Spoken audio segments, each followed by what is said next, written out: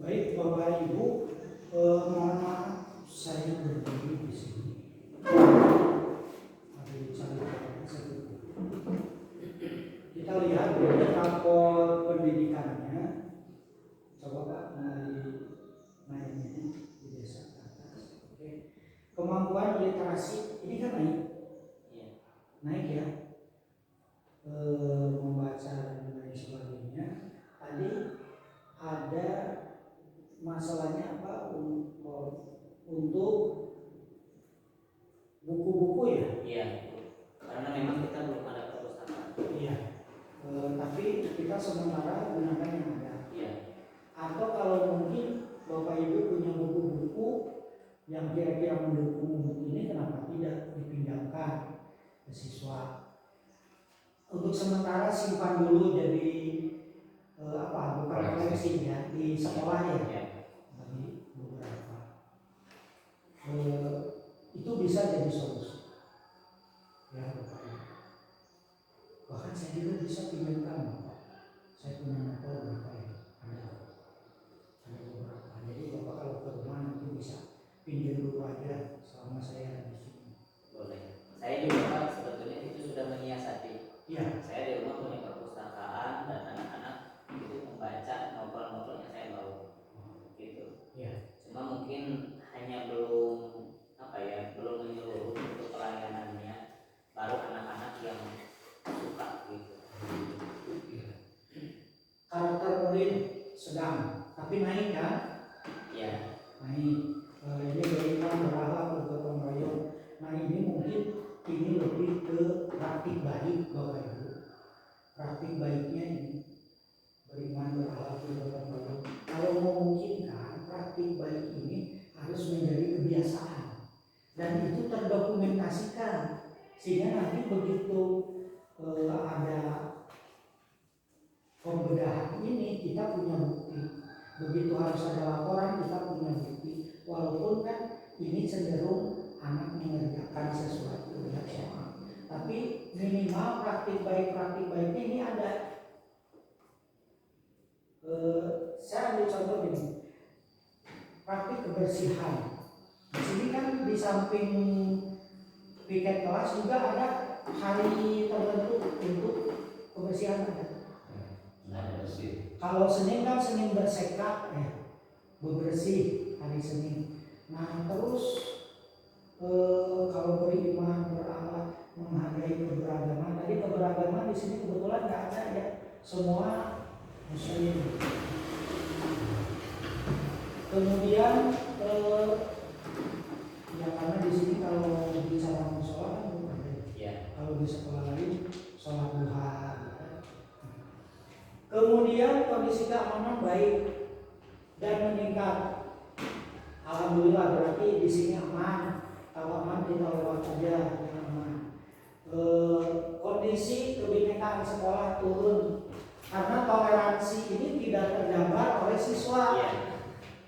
Beda dengan sekolah yang ada perbedaan. Kayak saya di sana ada non Muslim. Setiap mau ujian mereka diminta soal. Minta dulu soalnya ke gereja, minta yang menilainya pastornya, yang menilainya pendetanya.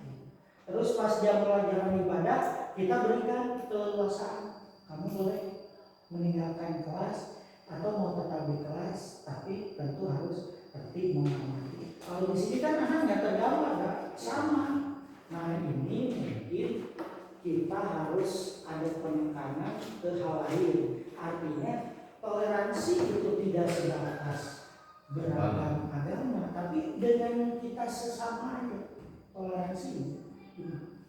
Kemudian ini nih numerasi ini tidak terbatas kepada guru matematik, betul. Tapi bagaimana praktek numerasi dalam kehidupan sehari-hari? Ada gambarannya, Bobi? Praktek numerasi dalam kehidupan sehari-hari. Ada nggak? Ayo gambaran. Nah ini harus sampai ke siswa gitu.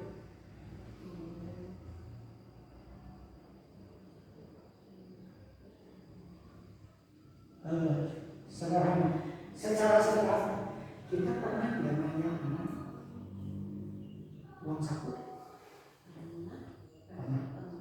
Pernah nanya cukup nggak? Kamu kasih uang saku berapa? Cukup nggak? Jawaban anak apa? Cukup, tidak cukup. Apapun itu jawaban, itu sudah terkait dengan kita bicara konsep bilangan. Nah, kira-kira kamu kenapa nggak cukup? Hitung-hitungannya. Tanpa di pasihan, saatmu, diambil kamu. Kira-kira bagaimana sih kamu biar hemat? Atau beli yang bermanfaat? Atau kamu bisa mengatur keuangan? Nah ini, ke anak ajak ke situ. Itu udah masuk. Berarti Pak termasuk yang ini ya. Misalnya anak itu disuruh berpikir kritis tentang salah satunya misalnya memilih sekolah yang dekat. Kalau sekolah dekat itu kan mungkin ongkosnya kecil. Misalnya bensinnya berapa per hari. Betul. Resiko di jalan dan lain iya, sebagainya. Itu sudah numerasi. Jadi jangan dibayangkan numerasi itu matematika. Ini kan ini mana yang kena ke anak dalam kehidupan sehari-hari. Ya, Bapak Ibu tergambar ya sedikit. Oke. Pak, coba ini lihat dulu. Inspirasi cara meningkatkan nasib. Sebagai orang tua, kita dapat mengajar anak menggunakan berbagai prinsip matematika untuk menyelesaikan masalah sehari-hari. Oh, jelas dia diajarkan tadinya. Nah ini pengalaman Bapak Ibu. Saya sebenarnya ini bisa oleh semua. Kita mengajar sekali lagi. Akhirnya mendidik yang terpenting. Kalau mendidik, kita jangan hanya target anak hafal, anak nilai bagus. Tapi yang terpenting adalah bagaimana ilmu yang dia dapat bisa diimplementasikan dalam kehidupan sehari-hari. Jadi kalau akhirnya diajar tindakan ekonomi, yang ekonomis itu yang bagaimana? Hemat itu bukan dalam teori, tapi anak itu dibawa sudah hemat nggak dalam kehidupan sehari-hari? Itu diantaranya. Kalau misalkan eksak makanan 4 sehat 5 sempurna, dalam kehidupan sehari-hari sudah terpenuhi. Kalau PAI sudah melaksanakan sholat secara benar belum? Sudah tepat waktu? Jadi dibawanya ke sini. Jadi pembelajaran itu bukan semata-mata teori, tapi bagaimana anak bisa menerapkannya dalam kehidupan sehari-hari. Itu kalau itu sudah terlaksana berarti kita sebagai pendidik udah nyampe. Hari ini nah ini makanya bahwa dalam kehidupan sehari-hari masalah sehari-hari tadi teh mana pakai motor seberapa sederhana. Kalau anak sudah dibawa ke sini dan anak sudah paham, insya Allah kalau ketemu soal-soal dia akan ingat. Terus kualitas pembelajaran menurun. Kenapa menurunnya? Contoh dari kualitas pembelajaran adalah suasana kelas yang teratur.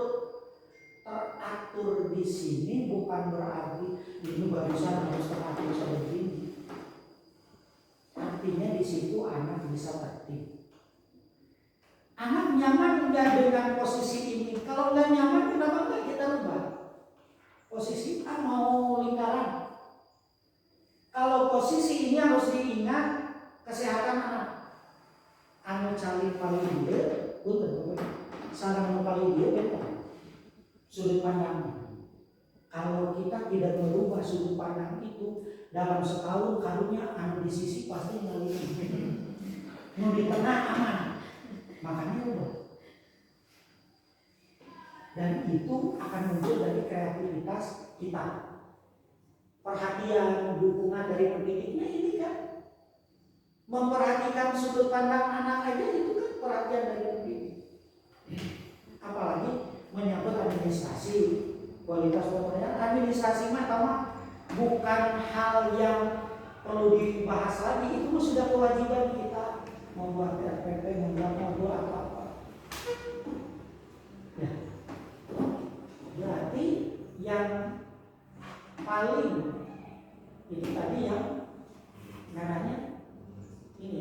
kasih. Bagaimana ini nih? Ini sudah dikasih clue ini, clue-nya ini. Ya. Terus terakhir apa tadi? Bagaimana pendapat Anda tentang hasil ini? Ayo ajak wali kelas dan sesama orang tua wali untuk bertukar solusi. Nah, kenapa di sini peran wali kelas penting? Peran orang tua adanya di mana? Dukungan orang tua itu bisa terlihat, bisa tidak terlihat. Anak datang tepat waktu berarti itu dukungan orang tua juga. Anak tidak hadir ke sekolah karena membantu orang tua, itu juga dukungan orang tua. Hanya nanti cari solusinya. Harus bagaimana supaya anak tidak terganggu. Kalau anak sudah dibiasakan dengan kehidupan sehari-hari sedemikian rupa, anak dibawa kepada soal-soal yang sifatnya seperti ini, anak akan dengan sendirinya ingat dan bisa. Mungkin itu sedikit ya gambarannya, dan insya Allah ini Pak Kepala Panitia Yayasan, saya ingin secara khusus nanti ada waktu sedikit untuk ngobrol sama manajemen, terutama kurikulum. Ada berapa di sini? Kurikulum kesiswaannya izin, kurikulumnya ada, bendahara, yogi, Mangga, bendahara tentu ya ceritanya. keras, sarana, ayam master. Umas, kaitan ayah kan pupus. Oh, ya. Barangkali itu saja Bapak Ibu sedikit gambaran tentang rapor. Pokoknya kita sama-sama lah nanti ke depannya bagaimana ini bisa rapor ini meningkat. Ya. Terima kasih Bapak Ibu.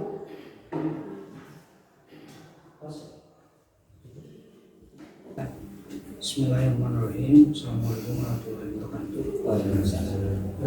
Bapak sareng Ibu, ya Bapak dan Ibu yang hadir, ini menindaklanjuti apa yang sudah kita bahas tadi terkait dengan Bapak Ibu.